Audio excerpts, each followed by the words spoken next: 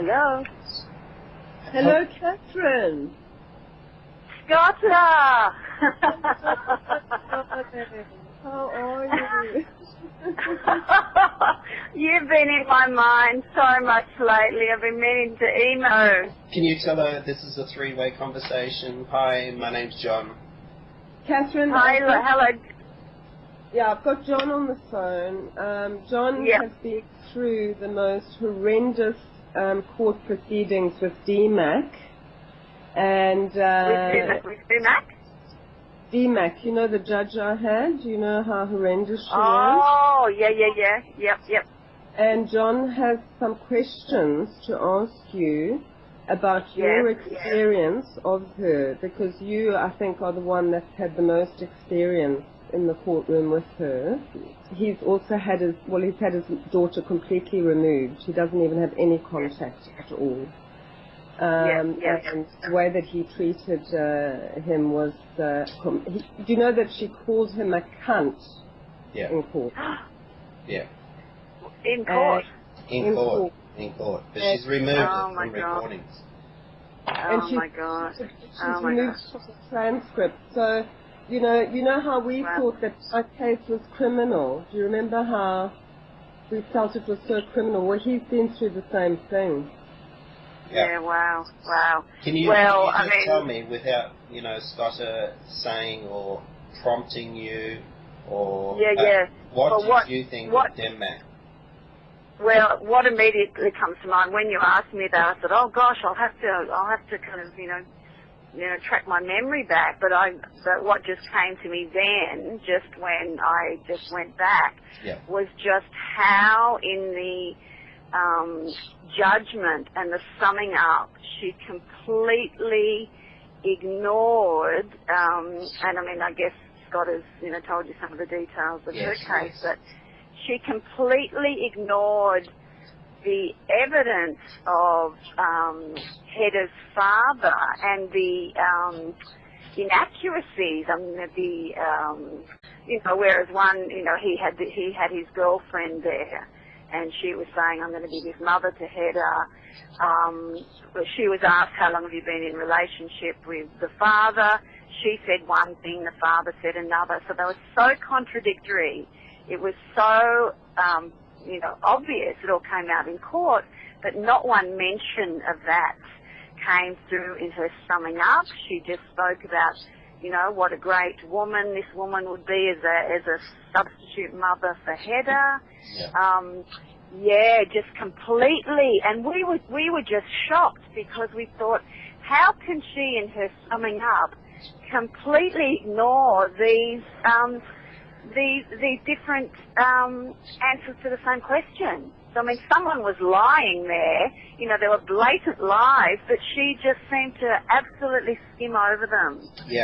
So that was incredibly shocking. She always makes it clear cut that she talks about how bad one is and how great the other one is, and that person in her eyes,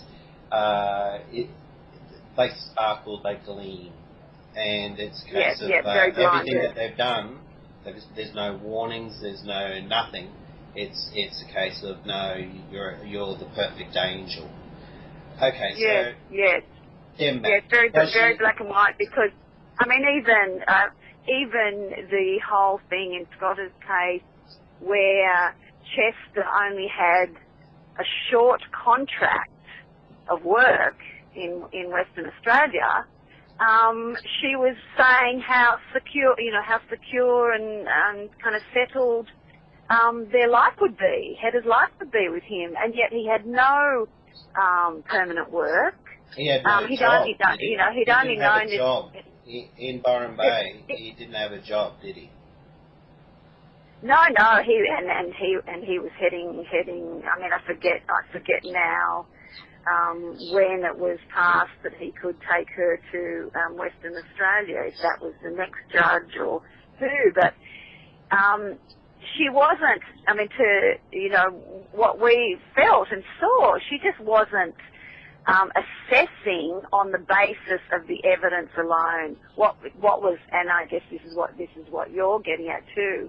She was assessing from a lot of her own kind of bias and her own judgment, not just on the evidence alone. Why do you say the word bias? Why do you think she's a biased judge? I guess when someone completely ignores, someone's testimony, here was a woman, here's two people asked the question, how long have you been in an intimate relationship? One says kind of 2 weeks. I think it was the contrast of 2 weeks versus 18 months. So, if she doesn't kind of look at that and think, hang on, something fishy is going on, there's a bias. Yeah. There's a bias there, as far as I'm concerned. And this is where we just couldn't believe that she ignored things like that. And and there are a few things like that. And what was Scotta like as a mother? Oh, devoted mother, and anyone would speak of that, and there was something, something just sort of came to me the other day. I don't know if someone was talking, and just about how dedicated, she was to her child, and just the time, the focus. The time, What besides school, did she learn English, or did she have external studies that her mum paid for, or anything like that you're aware of? You mean classes and things? Yeah, like ballet. Oh yeah, she was doing drama. Oh yeah, drama and dancing and things. Yeah, she was, just like any other girl her age involved in things like that, holiday activities and, plays and, dance concerts with school. My daughter and Hedda used to dance together and go to the dance concerts. They were friends, and so that friendship. Yeah. Well, that's how we met via the school. Oh, okay. That's how we first came to meet. So the mother was very proactive with the child. Oh, very, very, and very loving and caring. Oh yeah. If you had Demack in the court room, yep, would you be absolutely terrified? Well, you mean as far as my knowledge of her and my feeling about her having been through the case with Scotta, you mean? Yes. If what I know of her, would I feel good about her being a judge? Yeah. Is that what you mean? That's what I mean, yes. Oh, I wouldn't be happy about it, that's right. I wouldn't be happy at all. I'd feel like I wasn't going to get a fair chance. Wow. Definitely, that's where, we were just shocked. We were just shocked because it was like, how can you ignore?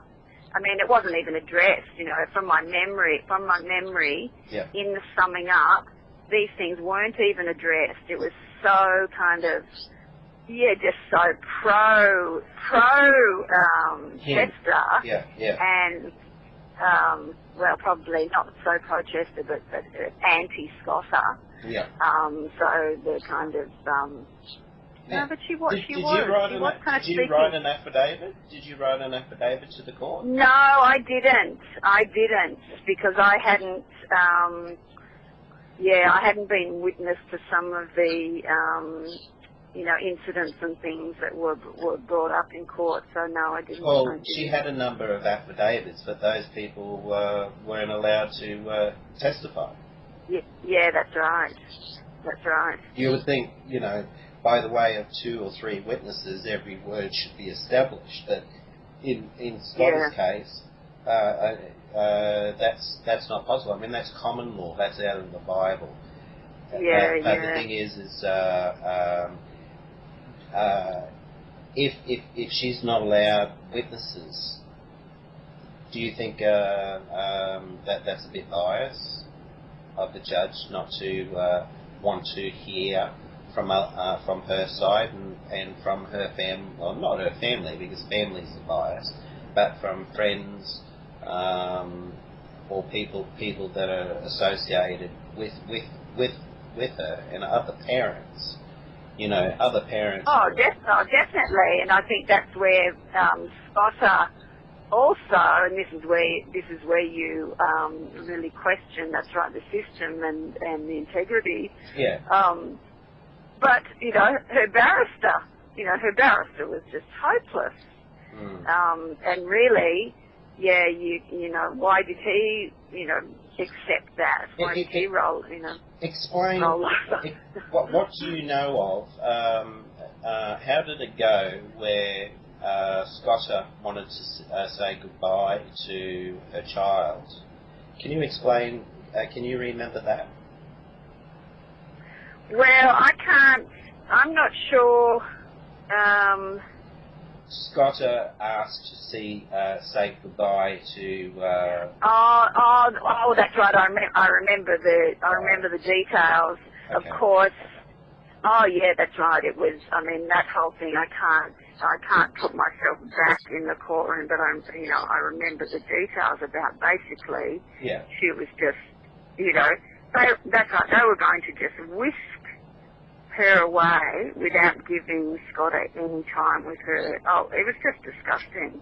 I mean, and that's where I remember distinctly, because of course everything in the family court talks about the child. Yeah. And just everything is, for the good of the child. But we just thought, how can that be for the good of the child? To be just, torn away like that.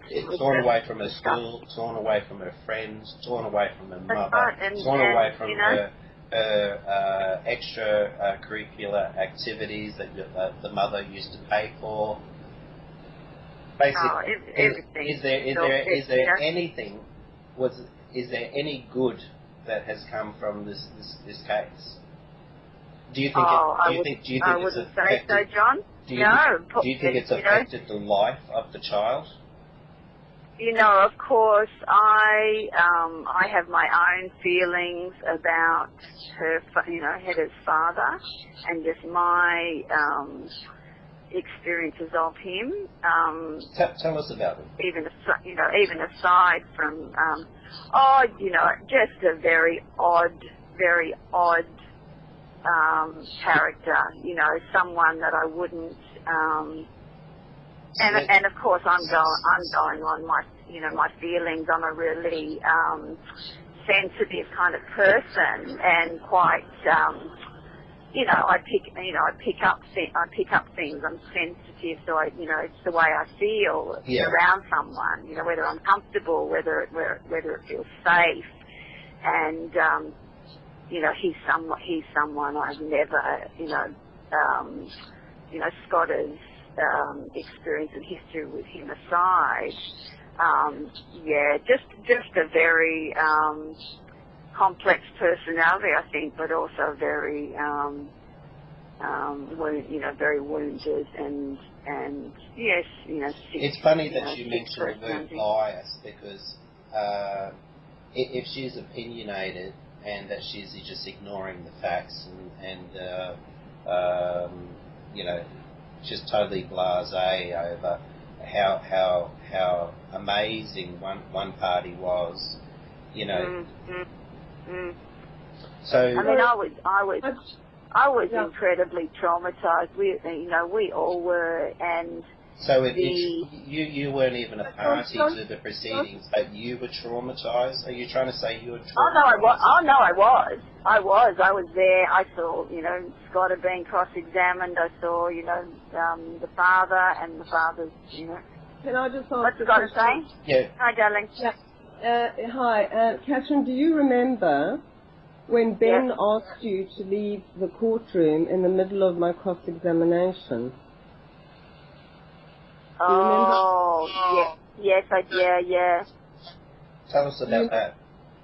There were so many kind of odd, there were so many odd things, so many, undercurrents.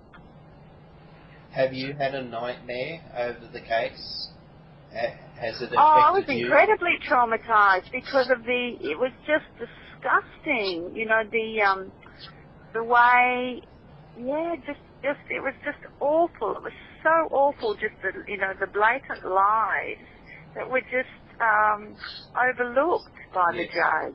Yes. I mean, I think this was, that someone else's barrister is going to be an absolute bastard. I mean, you kind of know all those things. Yeah, but you the expect things that.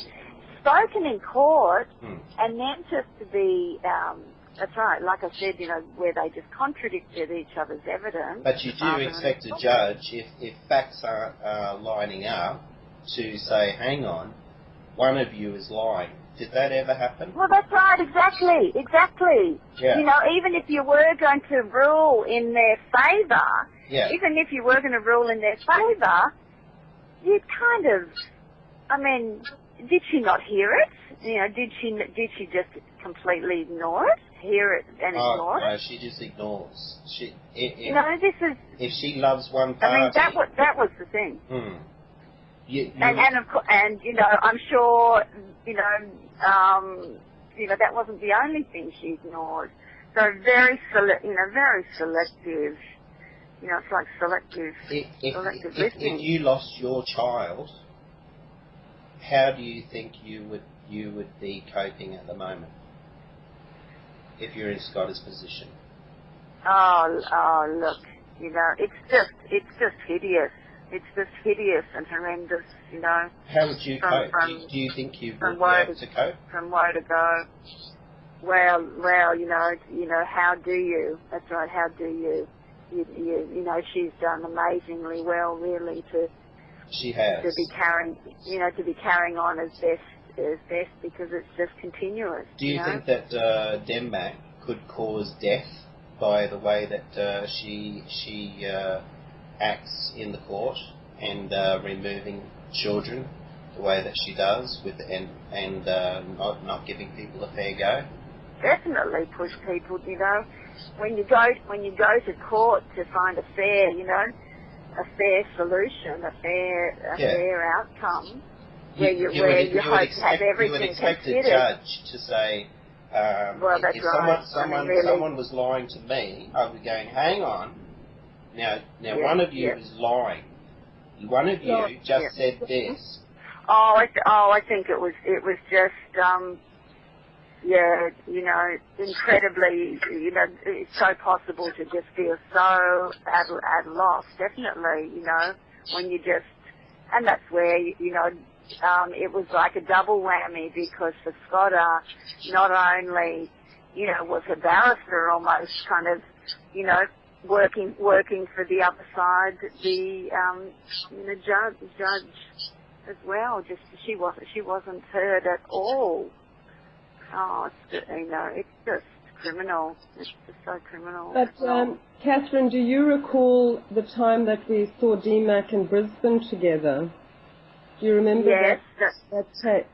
When we went up, and I don't even remember what it was about now. Do you remember why we went up there? Oh, well, I think it was something about the appeal, wasn't it, or something? Wasn't it just applying for or something, lodging the appeal or something? I can't remember, but I mean, how did you experience her in that courtroom in Brisbane with me? I think she just came across all the time as just so cold. What is it with this woman? Why does she appear the way she does, so kind of, I don't know, blank, or I don't know what it was. She is most definitely biased in these court proceedings, and I'm after as many witnesses as possible because she should not be a judge. No. I even remember, Scotta, when they were going to Perth. I don't know. I mean, it was all seen as so protective of Hedda, but it was very insecure, I guess, just not wanting anyone to have any kind of close interaction with her at all.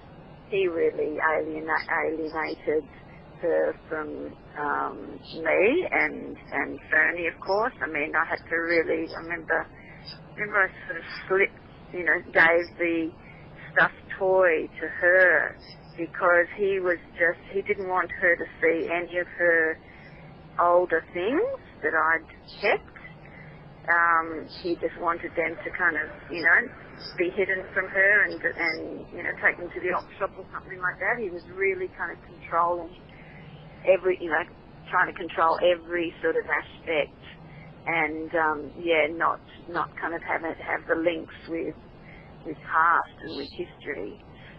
But yeah, I mean, never felt, safe. I got to ask you, do you have any sort of criminal record or that docs have taken the children off you or anything like that? No, you're just a normal day-to-day parent. Yep. Yeah, I can just see, it's interesting. I can see, how easily it is sometimes for things to just be so distorted. Head's father, I wouldn't, trust him as far as I could throw him. Catherine, can you very strange.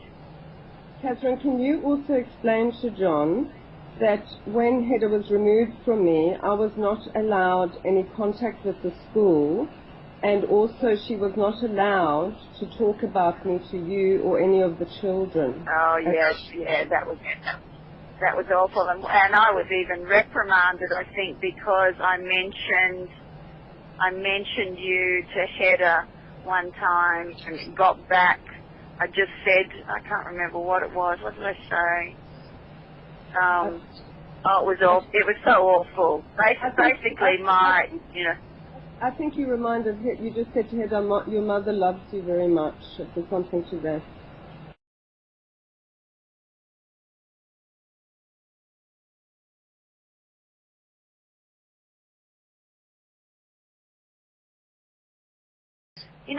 I had a close relationship. Fernie, we were just talking about Scotta and just missing Scotta and speaking a lot about Hedda actually. And Fernie was really just wondering how Hedda's going, and she misses her and misses Scotta. And she says to me whenever she speaks of Scotta, Scotta's like a second mum to me, she says. And it's so interesting that here we are on the phone because I said, yes, Scotta knows how to love unconditionally, just her love is so unconditional, and, my daughter feels so safe and so loved by Scotta and sees her, as a second mum and Hedda as a real, soul sister and worries terribly about her and really... Yeah, she was really thinking of her the other day and just missing her. Has it traumatized your childhood? Well, I think so. Because of just how that's right, unjust, and we go to courts to find some just outcome, but no, that's right. There's nothing just about what was put into place there. Oh, Catherine, that just really touched my heart to hear you say Oh, that. darling, it's just bizarre because the last few days you've been so, and I've been thinking a lot about you. But Catherine, there's one other thing I want to ask you is I want you to tell John that what happened to Lenedra after the case, and I mean. Explain who that is as well. Explain who she is and what happened, and could you do that, please? And can you also explain your feelings or your interactions, if you had any, with that woman? I think it was only a matter of months, wasn't it, that Lenedra, who was the American girlfriend. And it was just so obvious that she was just kind of there to give Chester legitimacy and to make out that he was settled, and he had this loving woman who, my feeling was she was as odd as him, just something so emotionally devoid, almost like no kind of emotional connection. Yeah, they seem very similar in a way, he and her. But she disappeared. She was off the scene within a few months, I think, and the whole scam, you know, was just a farce. But I don't know whether, you know, the court even, because I think it was brought up, if I recall, you know, subsequently, that, of course, she wasn't even in the picture anymore, and yet that wasn't spoken of, or, you know, so his legitimacy wasn't even questioned afterwards. That's right. So, I mean, here he had this sort of woman who was going to be a mother to Hedda and all this kind of rubbish, and next minute she's gone, but he's still seen as a credible, loving father. Catherine, can I just tell you that, do you remember when I came back to Byron in 2012 in March, and he wasn't present at that court case, and he wrote an affidavit to say that she was coming back, she was coming to join him in WA, and I mean, that never ever materialized. Oh, right, yeah, I do remember that now, yeah. Explain that. Yeah, from the first trial, you know, from the first case, he just kind of had an open slate, really. He could sort of say and do anything, and it was all vetoed. It was all okayed. And Catherine, I mean, any lie. And Catherine, do you remember when he took Hedda from New South Wales to WA? At that stage, I had more rights, and he wasn't actually allowed to remove her out of Main Arms School without my permission. And he wasn't allowed to remove her out of that area. I mean, there was nothing in the court order stating, and he had to ask my permission to move her out of school. And do you remember that I called the police and you helped me with that, and how he just went there and said he was only going for a few months, and he ended up being there. Okay, let her explain it. Yeah. That's right, because that's right, he was supposed to, I remember all that, he was supposed to gain your permission and all this kind of thing to remove her from the school. That was in the orders. So it was a number of times he just wrote the orders, that's right, but that didn't seem to matter. Okay, so... that's right, he just had no regard for the orders, and then the court didn't uphold them anyway. You know, this was where it was so wrong. Yeah, but it was time and time again. Yeah. I mean, even though Demack was out of the picture then, it was, you know, the next judge really let you down, and it was kind of what are these orders for if he doesn't have to adhere to them?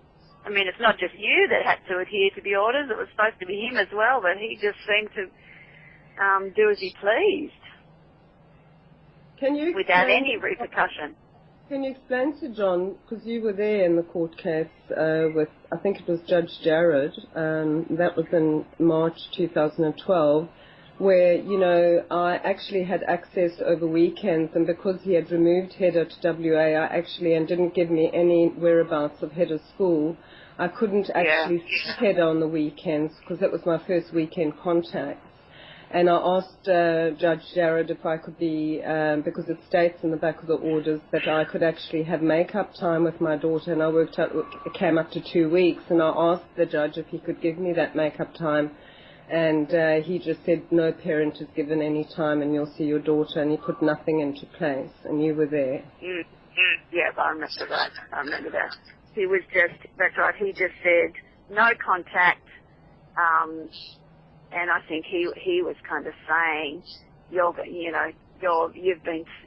been screwed, and you've kind of got just about no chance or something. He was really harsh in a sense, but I think he kind of alluded to just how you'd been screwed, and if you wanted to have any chance at all, you had to.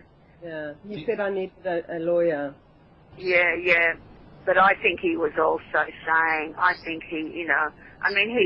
he'd read the case notes, he'd read everything. I just get the feeling he just knew how she'd been screwed. Really? No. Yeah. I don't know. So in other words, he's going. Your words is the cock up. You think that because it was such a cock up that. Yeah. Well, and that's right. And you do all you do all you can. You get the best person you can because it has been so screwed up. But whether any of that makes any difference. It's taken me so long to find John, because I've been on the net often, because you just think this just can't be. I can't be the only one that's gone through this. That's what I said. There is no way, with the attitude that she had, that I can be the only person that she's done this to. And that's right. I've got another guy at the Gold Coast, and he's got equal time. He's very, very happy. He's working things out, but he still wants to say how he was treated in the court by Demack, and that he believes that she shouldn't be there also. So it'd be very good for the Federal Attorney General to hear from a person who's actually got equal time with the child, and that he says no way that she should be a judge. No way. And that's going to be very interesting. But anyway, thank you very much for your time. Now that we've got that, basically we're going to do up a video so that way the Federal Attorney General can hear that this isn't in people's heads. This is actually happening, and there is something wrong with the courts, and something wrong that they're ignoring lies in courts. Why do they ignore it? And it's sort of, please lie, please antagonize the other party, please, because it means that it's going to be easier for us to totally destroy that person. And it seems like they get a kick out of it. Do you think Demack gets a kick out of what she does? Well, who knows? Who knows? It's it's not as if it's kind of my version. It's there in black and white. I mean, all you've got to do. That's right. When lies are just blatantly stated in court, it's all in the transcript. It's not my interpretation. No interpretation. It's just fact. It's there. Here's the thing. So, if Demack had children, right, and she was going through a family law case, and she had someone like Demack, do you reckon she would be able to sleep at night with what she does? Yeah. Yeah. Oh, that's right. And it's of course, something's missing, isn't it? Something's missing. Something's in her, missing something upstairs, very to be big. quite frank. Yeah. Well, Lisa, I agree with you. We just spoke to Lisa Blue, and she said she's missing. She's got no womb. That was what she said. What did she say? The woman has got no womb. Has got no womb. Womb. As in, she couldn't possibly be a mother. Oh, right. Oh, okay. Yeah. Well, is she? Or... No. She has no I don't, children. yeah, but if you don't need to have children to be... that's true. To have your humanity intact. Do you think Demack has got any humanity at all? Well, not a lot. In that case, and obviously, in many others, yours included, John. No, there's something wrong. That's where that saying goodbye. I mean, that's absolutely inhuman. Not even.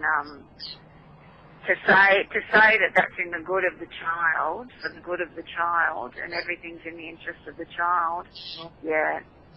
She needed to be taken to task about that. But of course, she's the number one dog in there, isn't she? She's the number one.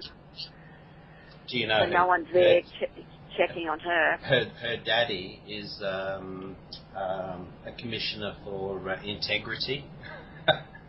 Oh, yeah, I think we did find that out or something. Yeah, my God. Alan my Demack. God. And the other Alan. is what I found out from the Courier Mail newspaper, the editor, was that they did a special report that Demack was employed by her father while he was a judge, and it was a High Court decision that was not allowed, and yet he's a commissioner for integrity. It's sort of goes a bit against the grain, don't you think? Well, what just came to me then, John, was we're talking Queensland and Brisbane. You know, I mean, the state of so much corruption, you know, Joe Bjelke-Petersen years. Yeah, you know, there'd be a history, I mean, there's a history in the whole, you know, judicial system anywhere. But I would think in Queensland, I mean, even though it's federal, you know, even though it is federal, but, you know, they're obviously Queensland people, aren't they? The Demacks. Yeah. Yeah. Yeah. All right. If you had Demack, do you think if you had Demack that you would take off with the child and just simply try and vanish, leave the country? Yeah, well, yeah, I think I would. That's right. I think we might have, you know, spoken about that. That's right. What faith? Knowing what we know. Yeah. That's right. You know. So if you're before Demack, run with the child. That's right. Never come back to Australia. Yeah, that's right. my recommendation. Yeah. Never, ever think that you're going to get a fair trial. It doesn't matter how. It doesn't matter. She's only quite a young woman. She is, isn't she? I mean, she's only in her 40s or something, wasn't she? Exactly. Yeah, and she gets to become a magistrate because Daddy was a magistrate, and so it seems like the corruption is leaking into the judicial system. Scary. Yeah. Thank you so much for supporting Scotta too, John. You know, that support is really valuable, and validation.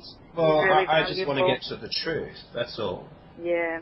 It's not that I'm on so Scotta's side. And in fact, I want to ask you a question. Is there anything that Scotta did as a parent which you think she shouldn't have done? Let's be honest. No, never. You know, Hedda was never in any danger or, She always made sure that she was clean, tidy. Oh gosh, yes, yeah. Incredible mother. Seems a bit. Yeah. It seems a bit so warped. How you can remove the child to totally destroy a child's life. Yeah. Do you think that the Federal Attorney General... something quite... I mean, what's that, John? Do you think the Federal Attorney General should be advised of what's happened? Do you really there's think... something... Yeah, because as you say that, there's almost something, you know, we were talking about, you know, lacking humanity, and there's something almost sadistic, you know, it's something just so... It is. It's sadistic. Yeah, there's another word that I'm looking for. You know, there's no humanity to do that, to actually to have that level of no compassion, you know, absolutely no compassion. And I don't think it's simply a matter of whether you have children or you don't. There's something missing in her there to not have a human side to her judgments, to her, there's something really missing in her. Do you think you have a better chance of winning in court if you lie your teeth off on affidavits. I think so. Yes. So you would recommend lying your teeth off to have a better chance? Well, look, I mean that's what won him the ruling. Goodness me. Well, obviously we have to. The only way, because there's no charges for it, I recommend that you you either run, if you have Demack, get out of the country, leave, run away with the child and never return to Australia. Never return to Australia.